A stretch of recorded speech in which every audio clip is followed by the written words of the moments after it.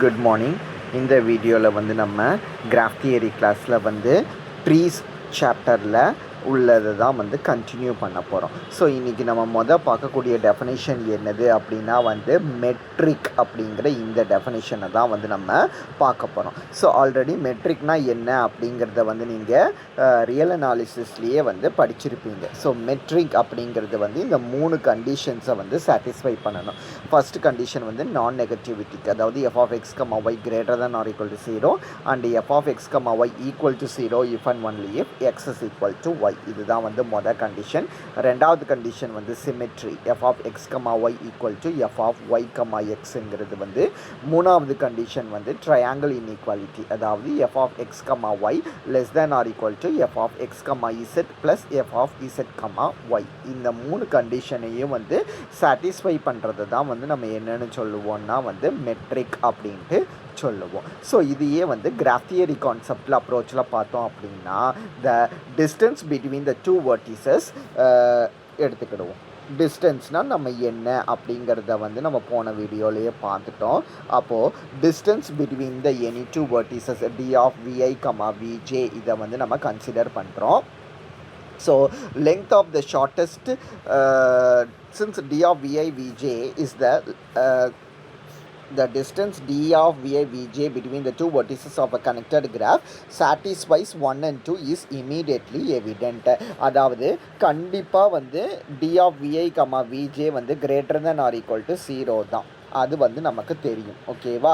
ஒரு வர்டெக்ஸ்லேருந்து இன்னொரு வர்டெக்ஸுக்கு வந்து எட்ஜு இருந்தது அப்படின்னா அது ஈக்குவல் டு, எட்ஜு இல்லை அப்படின்னா அது ஈக்குவல் டு 0, எட்ஜு இருந்தது அப்படின்னா அது கிரேட்டர் தேன் 0. ஸோ நெகட்டிவே வந்து வராது. அதனால ஃபஸ்ட்டு கண்டிஷன் எவிடென்ட்டு. ஒரு வர்டெக்ஸ்லேருந்து இன்னொரு வர்டெக்ஸுக்கு வந்து டிஸ்டன்ஸ் 1ன்னா அப்போது ரிவர்ஸாக இந்த வர்டெக்ஸ்லேருந்து இந்த வர்டெக்ஸுக்கும் அதே டிஸ்டன்ஸ் 1 தான் வந்து வரப்போகுது. ஓகேவா? அதுவும் கிளியர்லி எவிடென்ட். ஸோ இந்த மூணுமே இந்த ரெண்டுமே ட்ரூ அப்படின்ட்டு சொல்லிடலாம். ஸோ மூணாவது கண்டிஷனை மட்டும் நம்ம பார்க்க போகிறோம். ஸோ மூணாவது கண்டிஷன் என்னது அப்படின்னா since D of V I V J is the length of the shortest path between the vertices. D of V I விஜேனாலே டெஃபினிஷன் படி length of the shortest path அப்படின்ட்டு சொல்லணும். So this path cannot be longer than the another path between V I and V J. ஓகேவா? So இப்படி இருந்தது அப்படின்னா 1, 2 அப்படின்ட்டு இருந்தது அப்படின்னா நம்ம ஜென்ரலாக நம்ம இந்த பாத்தை தான் எடுப்போமே தவிர இந்த பாத்தை வந்து நம்ம எடுக்க மாட்டோம். அப்படி தானே? ஸோ இதுக்கு லென்த்து 1 அப்படின்னா அப்போ இங்கேருந்து இங்கே போய் இங்கேருந்து இங்கே வரதை விட இந்த லென்த்து வந்து இதை விட கம்மி தான். ஓகேவா? அதாவது இதை வந்து நம்ம 2 அப்படின்ட்டு இந்த வெர்டெக்ஸை 3ன்னு எடுத்துக்கிடுவோம், இந்த வெர்டெக்ஸை வந்து நம்ம 4 அப்படின்ட்டு எடுத்துக்கிடுவோம். அப்போது distance between 1 and 2 is less than or equal to distance between 1 and 3 and 1 and 4 அப்படிங்கிறத வந்து நம்ம என்ன செய்ய முடியும் அப்படின்னா வந்து சொல்ல முடியும். ஸோ அதை தான் வந்து இதில் சொல்லியிருப்பாங்க. ஓகேவா? வெயிட்.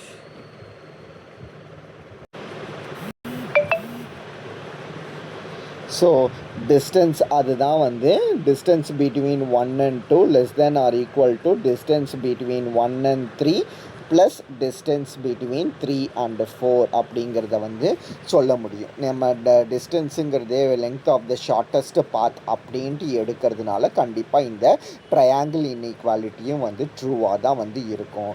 ஸோ அப்போ இந்த டிஸ்டன்ஸ் அப்படிங்கிற இந்த கான்செப்டை பார்த்தோம் அப்படின்னா distance between the vertices of a connected graph is metric அப்படிங்கிறத வந்து நம்ம சொல்ல முடியும். ஸோ அதுதான் வந்து இந்த தியரம். பட் இதுக்கு வந்து ப்ரூஃப் கிடையாது, இது வந்து ரிசல்ட் மட்டும்தான். ஓகேவா? சரி, நெக்ஸ்ட் டெஃபினிஷன் வந்து என்னது பார்க்க போகிறோம் அப்படின்னா வந்து எக்ஸென்ட்ரிசிட்டியோட டெஃபினிஷன் பார்க்க போகிறோம். ஸோ எக்ஸென்ட்ரிசிட்டி அப்படின்னா என்னது அப்படின்னா வந்து maximum distance between any two vertices. இதை தான் வந்து நம்ம என்னென்னு சொல்கிறோன்னா எக்ஸென்ட்ரிசிட்டி அப்படின்ட்டு சொல்கிறோம். ஓகேவா? ஸோ ஃபார் எக்ஸாம்பிள் இந்த மாதிரி நம்ம வந்து என்ன செய்ய போகிறோம் அப்படின்னா வந்து ஒரு கிராஃபை வந்து கன்சிடர் பண்ண போகிறோம். ஸோ இந்த மாதிரி ஒரு கிராஃபை கன்சிடர் பண்ணுறோம் அப்படின்னா இந்த 1 2 3 4 5 6 7 8னா வந்து நமக்கு டிஸ்டன்ஸ் கண்டுபிடிக்க தெரியும். அப்படி தானே? டிஸ்டன்ஸ் பிட்வீன் 1 and 2 வந்து 1, 1 and 3யும் 1, 1 and 4ங்கிறது வந்து 2, 1 and 5ங்கிறது வந்து 2, 1 and 6ங்கிறது வந்து 3, 1 and 7 அப்படிங்கிறது வந்து 1 2 3 4 அண்ட் 1 and 8 பார்த்தோன்னாலும் 4. ஓகேவா? சரி, அப்போது இந்த டிஸ்டன்ஸ் இந்த 1க்கு வந்து மேக்ஸிமம் வேல்யூங்கிறது வந்து 4, அதாவது 1லேருந்து 8க்கு வந்து கிடைக்குது. அப்போது எக்ஸென்ட்ரிசிட்டி ஆஃப் த வெர்டெக்ஸ் 1 அப்படிங்கிறது வந்து 4. Maximum distance between any two vertices அப்படிங்கிற போது நம்ம எல்லா வெர்டிசஸ்க்கு இடையிலையும் நம்ம வந்து டிஸ்டன்ஸ் கண்டுபிடிச்சாதான் நமக்கு மேக்ஸிமம் எதுன்னு தெரியும். ஸோ நான் சொல்லியிருக்கிற கிராஃபில் பொறுத்த வரையில் ஃபஸ்ட்டு வெர்டெக்ஸுக்கு மட்டும் எக்ஸென்ட்ரிசிட்டி பார்த்தோம் அப்படின்னா வந்து 4. ஓகேவா? இதை மாதிரி நம்ம ஒவ்வொரு வெர்டெக்ஸுக்கும் என்ன செஞ்சுக்க முடியும் அப்படின்னா வந்து எக்ஸென்ட்ரிசிட்டியை வந்து நம்ம கண்டுபிடிச்சிக்க முடியும். A vertex with minimum eccentricity is called the centre of the graph. So இதை மாதிரி எல்லா வெர்டிசஸுக்கும் வந்து நம்ம எக்ஸென்ட்ரிசிட்டி கண்டுபிடிப்போம். ஸோ எந்த வெர்டெக்ஸுக்கு வந்து எக்ஸென்ட்ரிசிட்டி வந்து கம்மியாக இருக்குதோ அந்த வெர்டெக்ஸை தான் வந்து நம்ம என்னென்னு சொல்லுவோம்னா வந்து சென்டர் அப்படின்ட்டு சொல்லுவோம். ஸோ மேலே சொல்லியிருக்கிற கிராஃபுக்கு வந்து எக்ஸென்ட்ரிசிட்டி கண்டுபிடிச்சு வச்சுருக்கிறாங்க. 1 ABCDன்னு 4 வெர்டிசஸ் தான் அந்த கிராஃபில் இருந்துச்சு. 4க்குமே எக்ஸென்ட்ரிசிட்டியை வந்து கண்டுபிடிச்சு வச்சுருக்கிறாங்க. இதில் பிங்கிற வெர்டெக்ஸுக்கு தான் வந்து கம்மியான எக்ஸென்ட்ரிசிட்டி இருக்குது 1ன்னு. ஸோ அந்த கிராஃபை பொறுத்த வரையில் பியை தான் வந்து நம்ம என்னென்னு சொல்லுவோம்னா வந்து சென்டர் அப்படின்ட்டு சொல்லுவோம். என்ன consider the figure 3.9. The eccentricity of each of its 6 vertices is shown next to the vertex. So அதாவது இந்த கிராஃபை வந்து நீங்கள் கன்சிடர் பண்ணுங்கள். இந்த கிராஃபுக்கு இங்கே 3ன்னு கொடுத்துருக்காங்கன்னா இந்த 3ங்கிறது வந்து எக்ஸென்ட்ரிசிட்டியை வந்து டினோட் பண்ணுது அப்படின்ட்டு சொல்லியிருக்கிறாங்க. ஏன்னா இந்த வெர்டெக்ஸ்லேருந்து பார்த்தோன்னா மேக்ஸிமம் டிஸ்டன்ஸ் பாருங்கள் 1 2 3 அப்படி தானே?